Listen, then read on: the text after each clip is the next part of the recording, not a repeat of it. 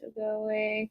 2-1. Here we Hey, go. good evening, everybody. It is your favorite positive person back at it with another episode of The Good, the Bad, and the Wacky.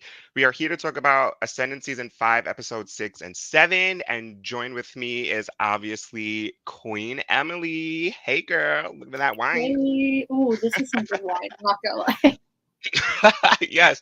So today, do you want to introduce our special guest or do you want me to do Yeah, I can introduce them. it? Alrighty, guys. Joining us as the Wacky today is somebody who fits the criteria of good, bad, wacky, and you can also add returnee to that title. Hey, Season 4 alumni, Chris G. Welcome to hey, the series. Chris. I'm back again. Happy to be here, friends. How are We, you? we can't get rid of you.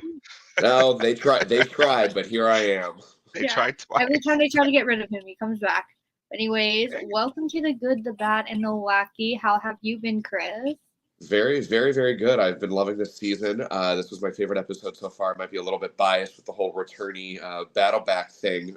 But other than that, I'm really good. I'm so excited to dive into this episodes with y'all. Let's Yeah. do it. Have you been up to anything since your reign on Ascendance? Yeah, work and then work and then oh yeah, work.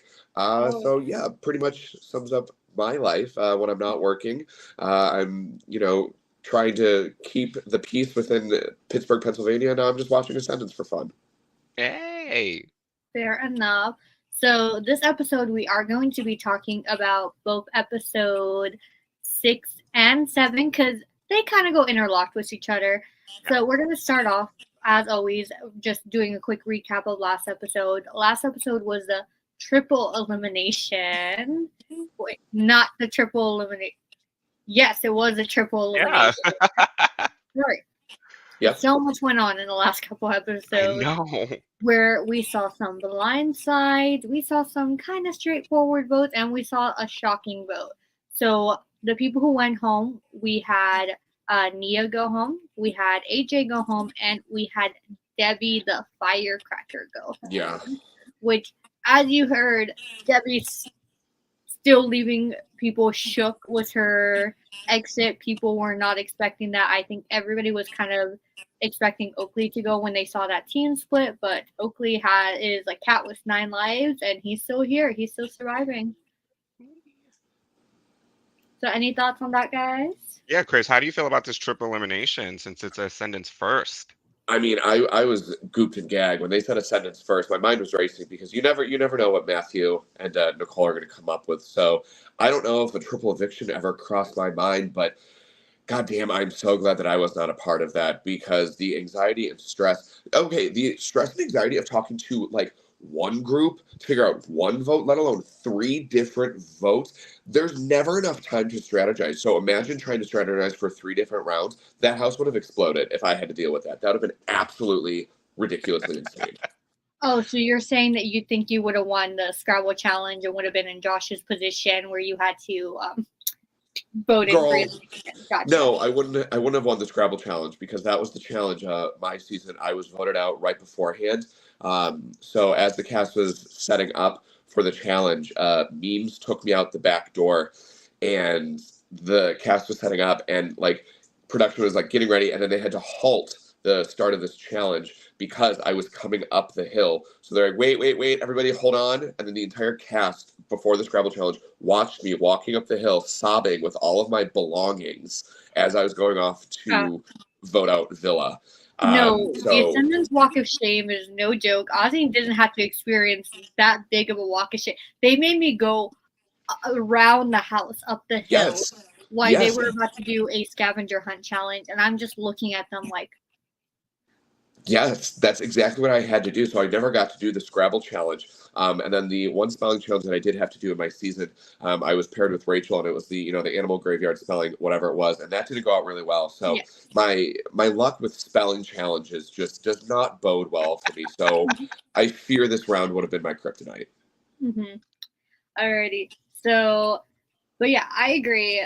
I didn't want to be a part of that triple. The cast did survive it. Well, at least a good handful of them, 13 of them survived that. Mhm. And then they go into the next captain's challenge, which is called Don't Be Average. And it's actually a 3-parter challenge. So let's get into it. The first part, they were told the only thing that they'll know is they're going to go into a room and they're going to get everybody's photos. They're going to rank them 1 through 13, but all they know is the name of the challenge. What are your thoughts on that, and how would you approach that challenge personally? So I think for me, the straightforward answer would just be, rank the people that you have been working with up until that point at the highest, and then kind of work your way down. Because for me, it kind of gave off the same vibes of when you had to do like the first impression challenge. Like you just picked someone and you didn't know what it was for. And most of the time, I say most, with Ascendance, it's usually a good thing. So I figured if they would have us like rank people, it wouldn't be for something bad. So I guess I would just try and put all my, allies towards the top, and the people I don't want to win the challenge or I haven't worked with just like right near the bottom. Yeah.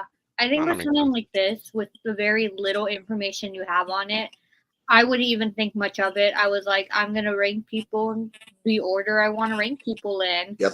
I think the only fear that would have went through my mind is that the rankings were going to be public. But even then, like, I'd rather power go to somebody I trust rather than power go to somebody I'm not connected to at all. Period. I mean, it didn't matter who was first, but they didn't know that. You don't know. Yeah, that. no, yeah.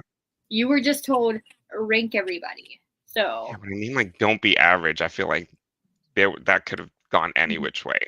But with the aftermath of them just dropping a triple eviction on them, those players' heads were probably just spinning, and they had no idea what was to come. So if they just got one twist, who's to say that they're like, oh, what if there's another thing, Yeah.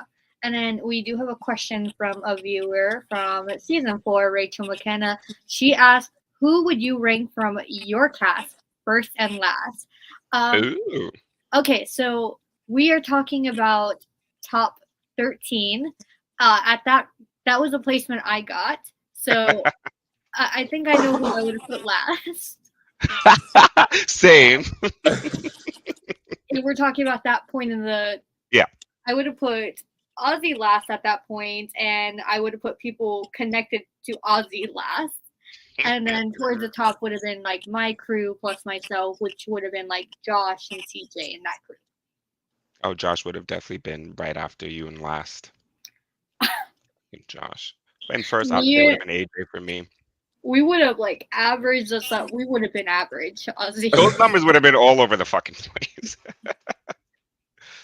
How about you, Chris? I think I don't remember what episode I went home on. I think right around episode 5 the first time. But up until that point, I had still been working with the Hollywood Gossip crew of like me, Rachel, Taylor, AMK, and Erica. And I think out of all of those people, I probably would have put Taylor up at the first. And then towards the bottom,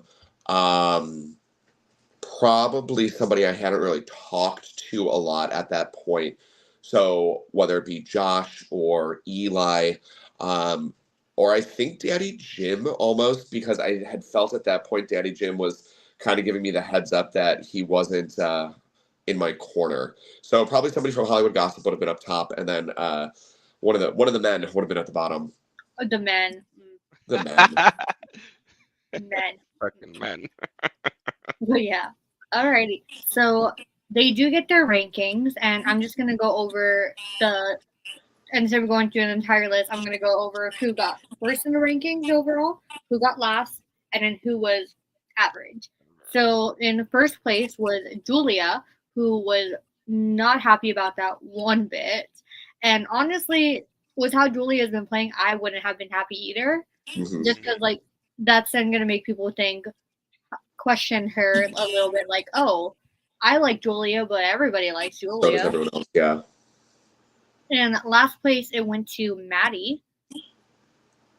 Yeah, that makes sense. Yes, and then straight in the middle, Mr. gets run over by a bus every single episode, Oakley.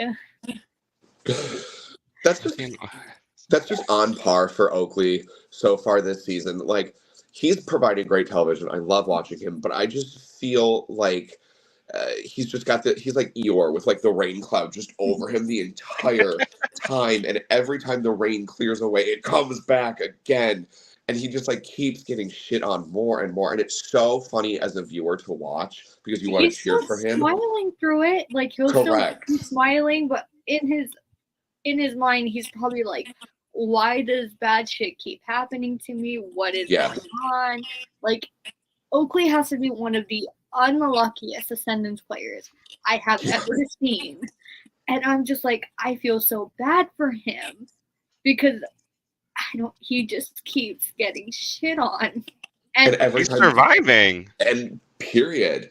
So, I mean, good for him, but it's like every time something good happens to him, and karma immediately Right after. comes around and just knocks him out. So it's been wild watching him, but I'm obsessed. Yeah. It's just one of those things. It's like, it's not a bad position to be in, like, game-wise, to be average. But then for a comp like this, what are the odds that you are directly in the middle? Uh-huh. And so one time that you don't want to be in the middle. It's like, Yeah. I felt bad for him, especially with the comp being called Don't Be Average. Of course, the person who was average, they're not going to get something good. And Oakley starts off the safety chain unsafe because part 2 is a safety chain, which if you guys don't know how a safety chain works, pretty much it goes one person is safe or unsafe, and then the next time they choose somebody to be vice versa until there's nobody left. So we'll get into that in a second. Do you guys have any more thoughts on anything that we said so far?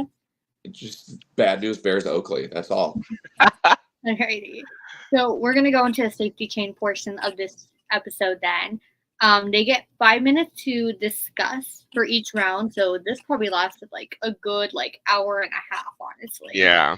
And Oakley starts off the safety chain and he decides to give safety because he, being unsafe, gives somebody safety. He gives it to Lance. And he says his reasoning is because in the triple elimination, he wanted to give it to somebody who didn't vote him, which is a very fair, safe bet. I think it was smart on his half to do that. Yeah.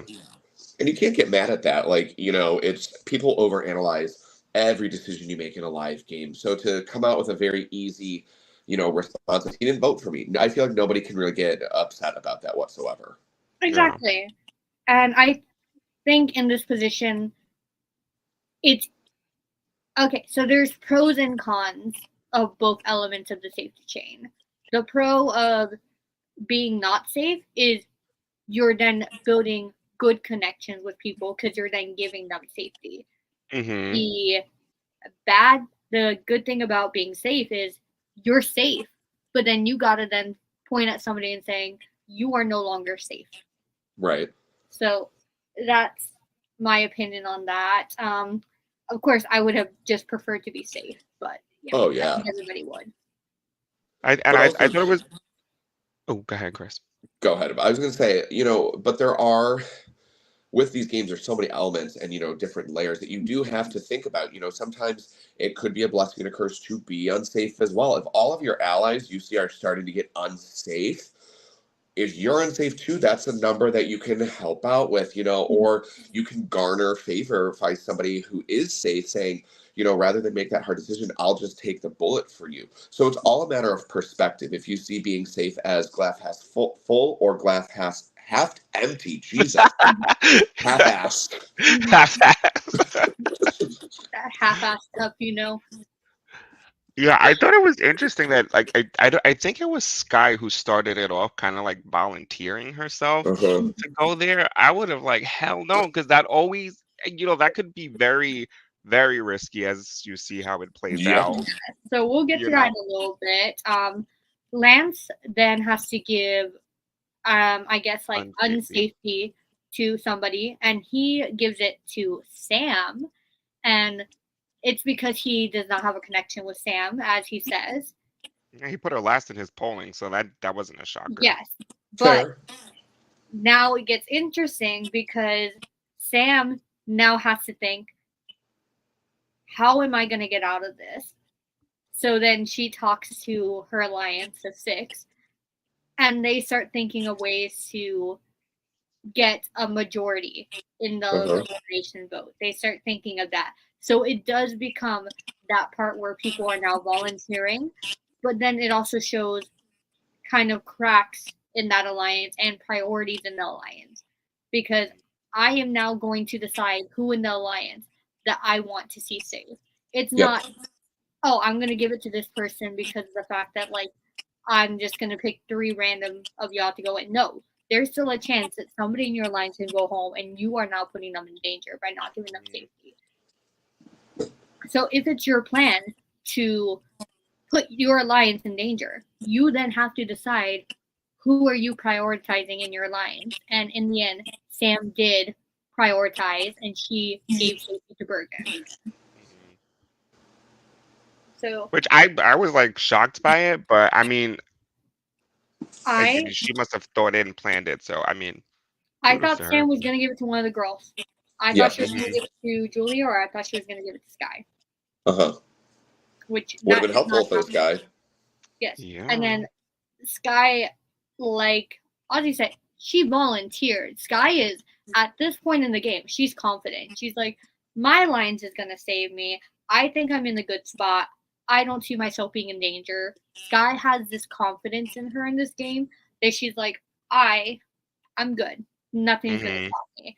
Which, again, that confidence is such a key thing in this season. You get so confident. What they say about assuming. If you assume and you get voted out. Yeah. Correct. No, what I gotta say for anybody who is planning on playing Ascendance in the future or any LRG, remember that it's all about perspective. And remember that you are not the only person seeing the game. You're not the only person playing the game. Just because you hear what you want to hear does not mean that that's what's happening in other people's minds. Everybody has their own game that they're playing.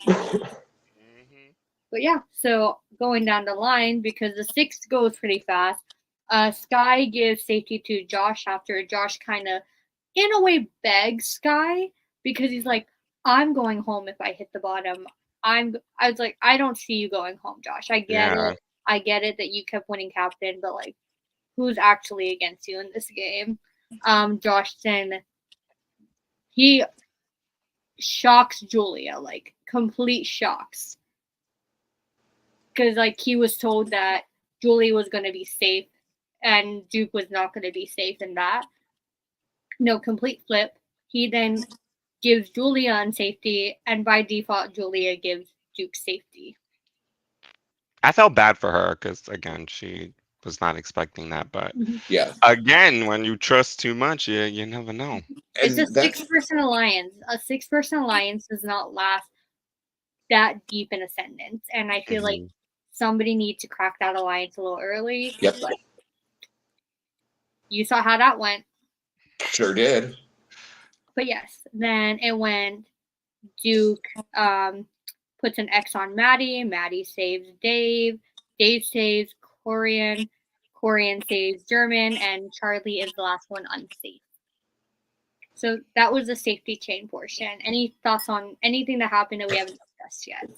I think the funniest thing was how the rounds got shorter and shorter and shorter. It started off like 5 minutes and then like 2 minutes. So I can just imagine people just like running in and out. And I don't remember who it was, but I remember somebody like barged in to the storage room at one point. And I was like, yeah, but I need to talk. Like, we're running out of time. So I think it was German, right? Yeah. I would have done that. Yeah. I would have been like, knock, my turn.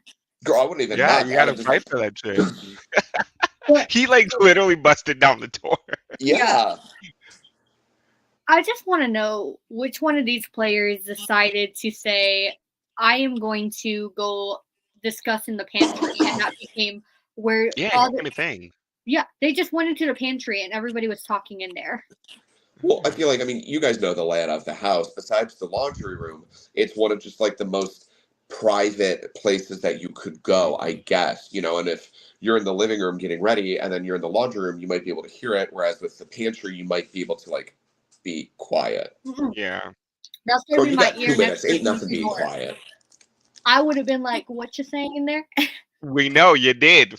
Exactly. No, I didn't. Oh no, Not I in the didn't. pantry, but you was peeping the conversation. Yeah, you had the door wide open. There was a difference. Because if you were gonna listen, I wanted you to hear because I didn't want you to feel like we were talking shit behind closed doors No, we're talking shit anyways. Anyways, not our with open season. doors. Not our season. Okay. But yeah, so after that goes into part 3. Yeah, part 3 of Don't Be Average, and that becomes.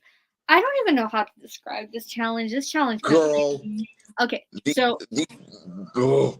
so from what I have watched this challenge 3 times and still don't understand it fully. I would have probably lost this. But there are on a big TV in the pool house, there's a word built with Scrabble tiles, and then you had to like take the average of all the Scrabble tiles, and then you had to go run up the hill, and you had to find a domino that didn't have that average on it or like any of the previous word averages. Yeah. Yep. Ozzy, Again, you was confused just by hearing that. No, because I heard the rules, but when they were showing the number divided by another, I got the average, but I'm like, where are they getting these fucking numbers from? It wasn't till I think the 4th one that I'm like, oh, okay, I got it. Well, I no, would I have got guessed. I would have all ran the way to the end of the upstairs. challenge I and I would have still grabbed hadn't. whatever tile I found, and then I would have tried to like just lock in last, like Yeah. second to last. That's my strategy for OTEV, and it works for me. hmm Well, we asked Nicole on Discord because I texted someone from my season and I was like, I don't know if I'm just stupid. Don't answer that. But I could not for the life of me understand what the hell was going on. And then Nicole was like, no, like we gave all of the players what the number, like the tiles usually equal out to. So like they knew that like Z equals a 10. So like that's why they all had their whiteboards and stuff. So she was able to. Jesus Oh, Christ. we dropped the Oh phone. my God. I just threw my phone across her because I was so excited about Scrabble tiles and Exactly. dominoes. Um, I so Nicole like explained it really well, but still, I had zero idea what the hell was happening, and it just Mhm. did not go well whatsoever, and I would have failed that miserably. Yeah. Like I said, my strategy would have been guessing. I would have got it. But in the end, there was a winner, and it went to Corin, and he is now safe. I believe that he still voted, though. Am I correct? Yeah. Yeah. So he's still voting, even though he had safety. So I guess in a way, you can say that he was captain this round. Yeah, I thought Oakley was gonna win that. I thought he was too, but then Oakley was also one of the last people to lock in each round too. So Yeah.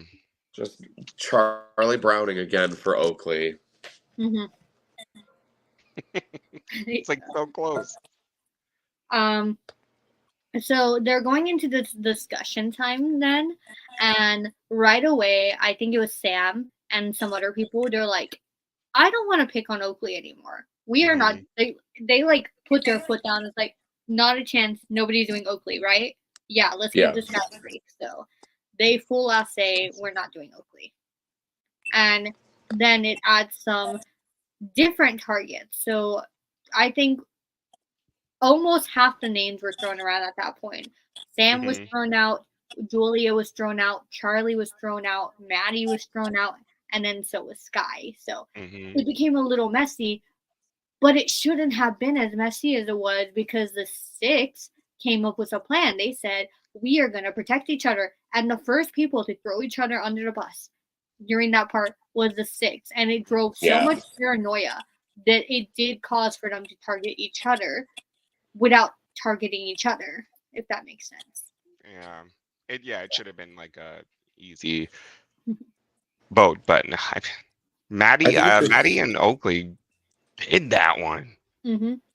I think it just goes to show that they don't trust their allies as much as they, like to say that they do. Because at the end of the day, like you said, a huge alliance usually never goes super far. Your alliances have to be 2 or 3 people because you can manage that a lot better than you can manage 5 or 6 other people. Exactly. So I think that was like doomed from the start. Like it was a good idea to try to get you as many people that you trust into the elimination with you, but at the same time, like it is still a matter of perspective, and nobody was like set on I am voting this way, especially with already doubt coming through like Julia's mind because of the fact that she was told one thing during the safety chain, and then all of a sudden Mhm. she fell in danger. So that already drew paranoia. And then Right. the second she hears my name's out, who threw it? Sky. That made her feel even worse. Like I Mhm. think that Julia, in a way, led this vote. Yeah. Interesting. Which Mhm. good for her because she didn't let those people walk all over her. You know, she said, "You told me I was going to be safe. Now I'm not. Fool me once." And then they tried to say, "Fool me twice. I'm going to vote you out." She said, "No, that's not how I'm playing my game." And she took Mhm. that and it changed it around. So good for her for realizing that those people might not have had her best interests at heart and she did something about it. So that was great for Julia. No, I She agree. was like the deciding. She could have been the deciding vote, right? Because it was like Yeah. 3-3, and then I think it was great for a couple people. Obviously, it was bad for certain people, but it was great for Maddie. It was great for Oakley, definitely, because Oakley has been trying to target Sky for like yeah. rounds now. And then Yeah. Sky finally has the door wide open to go home, and he took it. He took Yeah. that opportunity. Yep. And honestly, good for Oakley there because that is somebody that you have openly targeted, even though Sky wasn't like targeting Oakley back. Mhm. Yeah. You already have like a gun pointed at her. And at one point, Sky was going to be like, why am I keeping you again? Yeah. He So, played the game before it played him. yeah. So we get to elimination. And because of all this like back and forth conversations, because Sky's conversations weren't adding up to people, because things were being told, like this was probably one of the smallest voting groups so far in this game. Mhm. So obviously there's no like 10 people conversations happening anymore. They are now in the Ascendance phase of Ascendance. Yep. Sky goes home. Like goes home. Let's put it like that.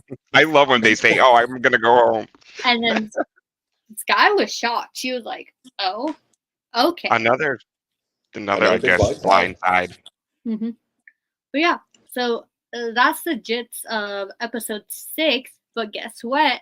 It wouldn't be the new era of Ascendance without. Do you want to announce it, Chris? Your moment. What is Boomerang it? battle back. Yeah. Oh I like that God. little video that they made at the end of the episode. That Oh was yeah. cute. Oh yeah. And if you guys don't know, Boomerang Battleback it started in season 3 of Ascendance Live, where all of the pre-jury contestants are put into a challenge to try to win their way back into the competition. Prior of this season, the Boomerang Battleback was an endurance challenge involving a disc and a stick, and you literally held a stick against a wall. And then they tried making it harder last year, and that did not work because it still lasted forever. But now they switched it up, and it is now a 3-parter challenge. Before we get into that, Chris G, would you like to talk about Boomerang Battlebacks for a second? Oh boy. Well, for starters, Ascendance this season loves the idea of threes. Like they just did the triple eviction, and then the don't be average was 3 rounds, and then this part was a 3-part phase. Like I don't know what that means for the rest of this game, but I see you, Nicole and Papa, dropping your hints about threes all over the place. So that was just something Oh, that continued to stick out the whole yeah, time. instead of duos, it's going to be trios next season, guys. Yo, but yeah, the battle back is obviously like super important to me because I got eliminated so early on in my season and I just felt so disappointed. I was like, this is not how I was supposed to end this game. I was not meant for pre-jury. Like I was not supposed to go out this early. I have friends in there still. And after I got eliminated, I went upstairs to my room in the vote out villa. I literally cried and I fell asleep for like 2 hours. And then I woke up and I didn't know that there was a battle back. I did not know somehow. And then Prod woke me up and was like, hey, there's a battle back. And I was like, oh, hell yeah. Um, so they like marched us down the hill. And that's when like you see me like open the door, like just pissed to see Billy and Aaron come in. But from the moment we set foot out that door to go compete, I was like, I'm not losing. Like, there's no way on God's green earth that I'm not going back into the game. Like, I felt it so deep in my bones. I don't know what would have happened if I lost, because I was like, there's literally no way I'm not winning.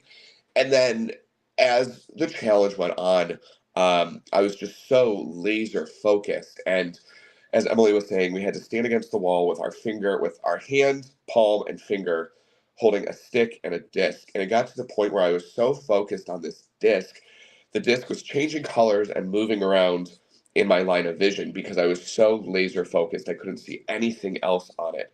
So I was like laser focused. And then, you know, for people who want to watch the battle back, go watch the battle back. But there was just so much emotion, like, pent up inside of me from like the previous weeks and months, and that was just what was driving me to win the battle back. And sure enough, one by one, they all fell. And then right at the very end, Aaron lost focus and slipped. And the feeling that I had when Papa was like, "Congratulations, Chris G, you're back in the game," I was like, "That's correct." I didn't care if I even won the game at that point. I was just so happy I was back in the game, and I was able to have a second chance. So this episode is so important, and I was so happy to see somebody as great as the person who won get back in. Yeah. I also want to add to that. I remember losing Ascendance, and it was like I wanted to leave as humble as possible, and I wanted to leave happy. I was skipping down the hallway. I was still like, of course, I was sad. And then I just remember getting to that downstairs, like, family area at the bottom of the staircase. I was like, now I got to go pack myself. And production goes, Emily, you did a great job, but your game might not be over yet. There is a battle back. And I dropped to the floor I'm like, you are joking me, right? Because that was like not a thing in Ascendance yet. Yeah. Nobody knew that. Nobody knew that was a thing. So like, of course, like my jaw just drops to the floor. It's like, what? So I was excited for it.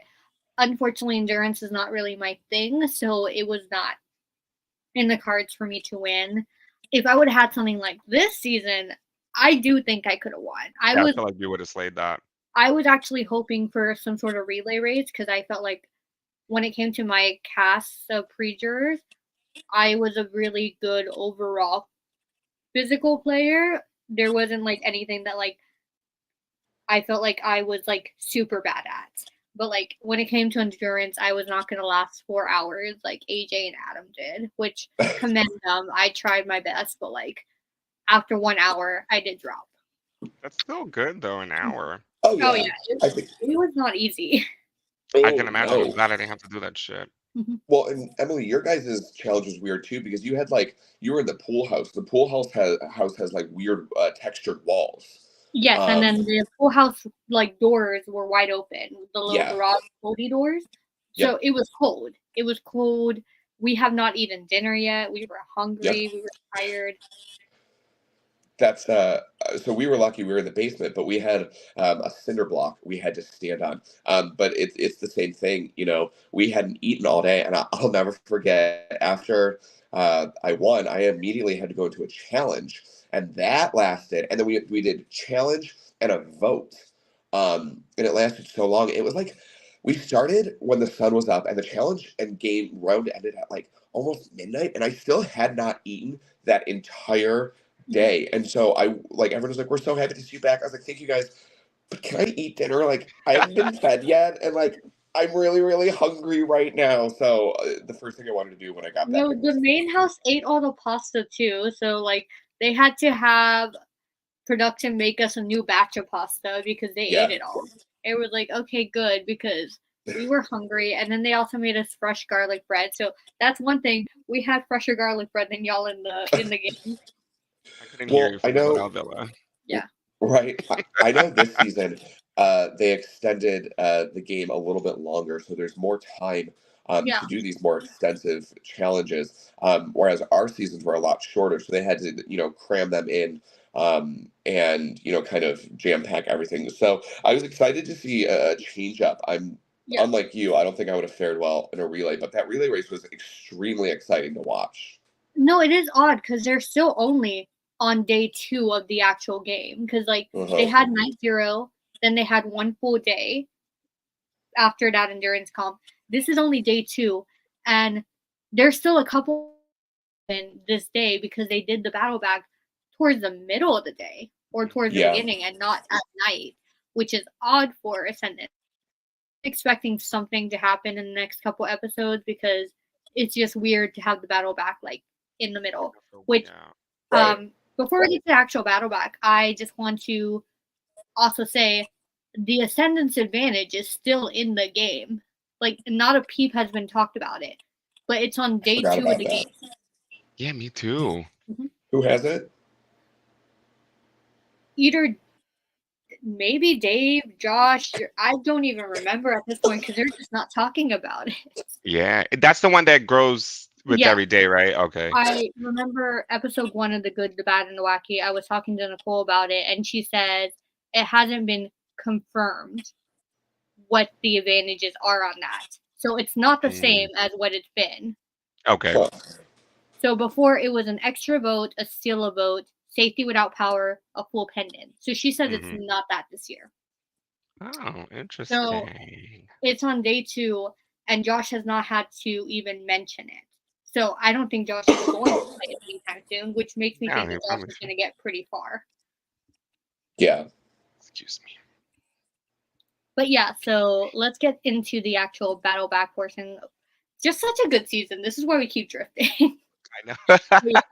So this was also a 3-parter. So at the very beginning, they are given sort of like a Tetris puzzle where you have to fit these like little like oddly shaped puzzle pieces to fit into like a perfect square. So once you connect them, it makes a square, no gaps or anything like that. After that, you run up from the vote out villa house to like the little gravelly area, and you're throwing rings on a stool, and you have to land 4. And then once you get to that, only 3 people can get to this portion. After that, they cut it off. They are doing the mandala or challenge, kind of. They're trying to match shapes that they see on a TV screen in the pool house. So it's a lot of running. Yeah. And there are very small differences in the shapes because it's like a moon, but it's a chunky moon. Yep. It's a plant, but they have like certain amount of sprouts. It's clouds, but they have a certain amount of bumps on it. So they're very similar images that you see. Yeah. You have to pay attention to the detail of it. And then once you get that, they will give you the code to the front door where you'll run through the front door, and right there sitting on stools is going to be the cast. I lived for that. The minute when they described it, I'm like, fuck yes, that's great. So I was excited. It was definitely more exciting to watch. Mm-hmm. So everybody gets to the kitchen table in the vote out villa, and they say, ready, set, go. They start Sky annihilating. I feel like she was like, like in like 2 seconds, she was done. And then everybody was still doing it. Sky's downfall. Sky could not get those last 2 rings to save her life. She was going, and about like 5 minutes later, that's when Mike gets it, and that's when AJ gets it, and they catch up to her, and they're all in that final part doing it together. Yeah. Can we talk about that ring toss? Because Mike was killing me the way he was tossing those rings. Yeah. Why? He was like flipping it instead of going like this. I'm like, he probably could have had that a lot sooner if he would have just, like a ring toss. So I've had some hand-on experience with the rings that they use for this challenge and with the puzzle. The puzzle itself, it's easy if you know what the final product looks like. Mm-hmm. But you don't know, like, if in Unplugged, they did not tell us that there were no gaps. So I was thinking it's a bigger thing than it was. Oh, okay. Yeah. Here they told them no gaps. And then the rings are super flimsy. They are not solid rings. They are like squishy. They are like flimsy. They are thin. So the wind easily will blow it back. So I think he was trying to account for that. Well, I think one of the funniest things was I was thinking about it because you guys know how fucking obnoxious those stools are. So I'm sure these players just want to take out their frustrations and just throw shit at those stools. for the amount of pain and suffering those stools have caused all of us. Because it's just this running joke, for those of you who don't know, is that the Ascendance stools are so violently uncomfortable to sit on. So to take out any frustrations on them is absolutely needed. I want Keep it the balanced. owner of this house to watch Ascendance and see, because like, did they really turn my stools upside down and start throwing rings at? I want them to see how we treat the house sometimes, because I'm just like, I want them to be like, they did what now to my house? Well, and then also too, I was watching this, and I know exactly how it would have gone because Papa and Nicole run a very tight ship. But Sky blows past out of that puzzle, and her puzzle was just sitting there on the table. I know production would have been Nobody like, "Don't look at it," but trust and believe. If I was doing it, I'd be like, Mm-hmm. Where in the rules did they say you could not look at it? I'm sorry. "Correct." And Mia was literally sitting there, and she was like, I'm like, I would have been like, Yes. That's the first Mm-hmm. thing that I thought of was like if I was Nia, just immediately just start looking at even if I wasn't Nia, like if I saw I was struggling, bitch, I would get up. I'm nosy. I'm in everybody's business. Trust and believe. If you finish that puzzle and you don't flip it over, I'm on it. I'm looking too. Yeah, at that point, it's free game. Correct. glad I'm not the only one who thought about that, because it was just like, I was like, it's right there. You guys aren't making progress on your puzzles. Just look. Just look. Well, Mm-hmm. and knowing that the stakes were so high, this is my one last chance to get in this game. If I don't get first, I am out of this game. I'm doing everything in my power to make sure I am that one. And knowing that the rest of it is like more physical, as a physical competitor, I know that I can outrun anybody up and down those hills. I can outthrow anything. I just need to get past the mental portion. So they would have had to pry me off of that puzzle. I'm trying to think if there was a chance of Sky losing this comp, because the thing is, Sky did good at the puzzle, but she had such a big gap in Uh-huh. between Mike and AJ, and she still barely won the comp. Yeah, because she checked in and AJ like a split second right after, and Second, I think he would have got it. he was correct. Yeah. Mm-hmm. So, I mean, I agree with you. She had a huge lead, but those the rings really threw him off. But I will say, what I did really enjoy during this was the way that the other contestants kind of cheered each other on. Yeah. You heard it. Debbie was like, when Mike got it, Debbie was like, "Go, Mike, go, Mike!" And Yep. even though she was still competing for her spot, cheering on her friend, I was like, oh, that's really nice. It's not just a game. These people do have real emotions and feelings. Yeah. Mm-hmm. So, yeah, in the end, Sky does get back into the game. There's some happy people in the house. There's some scared people in the house. I would say probably the people who should be the most scared are, of course, Oakley, and then also the Six.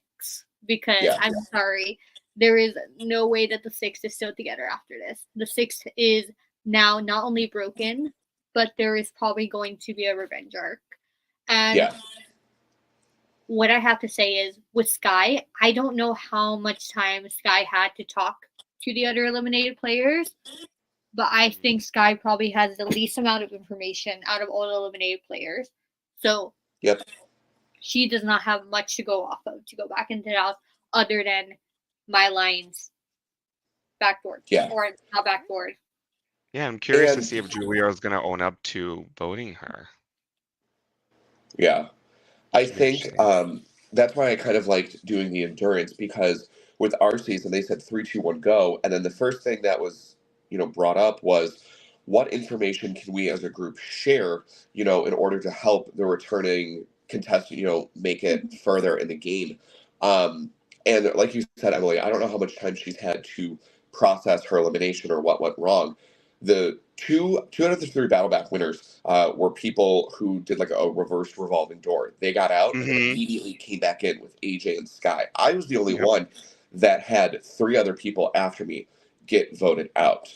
I don't know how it went well for AJ. I don't know how it's going to go for Sky. It didn't go great for me in the end, but in that time, I was able to process where I lost the game, what my faults were, what my mistakes were, and what I did wrong that got me voted out so early. So when I got back in, I kind of knew what I had to do to assimilate back in. I knew not to be as aggressive or abrasive or as out in front as I was the first time. And that helped me survive multiple rounds all the way up to 7. So I'm going to be very interested to see how Sky either changes her game or just goes back to her own gameplay, knowing that what she did the first time obviously didn't do well for her. No, most definitely. I'm excited because I feel like we are now, what we're predicting is they are currently at the jury phase, and that is going to be very, very interesting to see because the stakes are a little higher because now you have to manage a jury. Yep. You have to take jury management into account because I've seen people lose this game just based off jury management, and you have to take into account solo wins. There's no more throwing comps. There's no more doing this. You have to play every round to win. So the game is going to shift so hard. And things that we have not seen yet that are staples, we have not seen any sort of water comp yet. We have not seen the overnight comp yet. OTEV, touchy subjects. There are certain things that you see every season of Ascendance that has not even happened yet. So I'm excited. And I think it's going to be very interesting to see who this first juror is going to be. Yeah. And just what is going to happen from this point. Because I personally can't tell you who I think is going to end up being the first juror. Because if I had to predict right now, I think somebody from the 6 is going out. And I don't think it's going to be Sky. Yeah. I think it's going to be all about how Sky manages her threat level coming back into the game. Is she going to be angry at the 6 for voting her out and having a chip on her shoulder? Or is she going to say, let's talk about this and move forward? Or is she going to, try and get the people outside of the alliance to flip on it? Generally, the person who comes back from the battle back has a round of safety, which allows them, the chance to, get back in the game and their bearings. So if she's able to use this time to work on some of her relationships, I think she really has a deep run in her for this game. Okay, and then since we are hitting the jury phase that we think, there's also probably a new pendant getting hidden, probably a new twist being added, things like that. I'm excited to see it. I still think I'm going to stick to who I think my current winner pick is just because I think they're playing a phenomenal game, and I'm going to give it to Dave still. I still think Dave's going to win the season. I still give it to Oakley.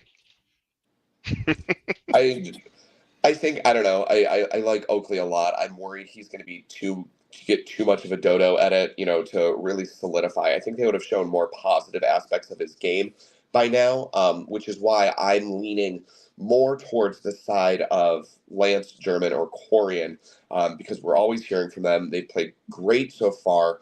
Lance doesn't really seem to be on anybody's radar, so I'm really holding out for one of those 3. But it's Ascendance; you never know what's going to happen. Yeah, no, I get you there. And then obviously, what is this now? This is the good, the bad, and the wacky. I am going to combine this good, bad, and wacky moment of the episode just on one thing, and it's been a topic of all our conversations today. It's the 6, and it's just how badly the 6 executed this week. That's my wackest fuck moment. Like, So the bad. safety team, the discussion, just sorry, 6, you get this week because I'm sorry. Yeah, it's for 6 of you. It's not just one now.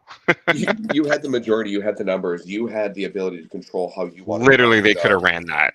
You could have ran it, and instead, you let all of your egos get in the way of it. And now, who knows? The 6 could be a fraction. It could be the 3. It could be the 2. It could be the 1. But there is smaller groups within the 6, right? Right. Kind of. I think everybody's kind of soloing with each other in the 6. And there is that fake, I say fake because let's be real, nobody's really down for it, between Bergen and Julia, a final 2, so. Yeah.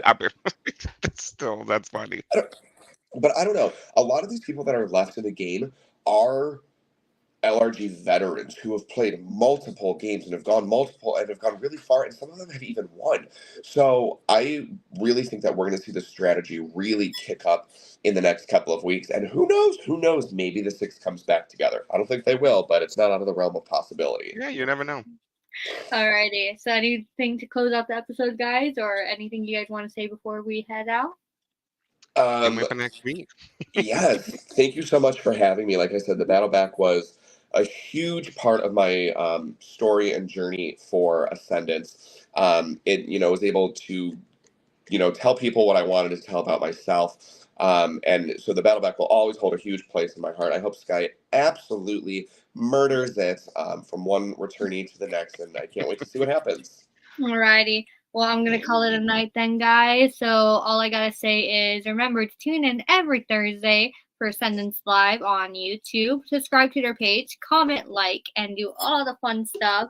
And don't forget to tune in to the good, the bad, the wacky every week. Times to be determined and dates to be determined. Remember, stay good, stay bad, stay wacky.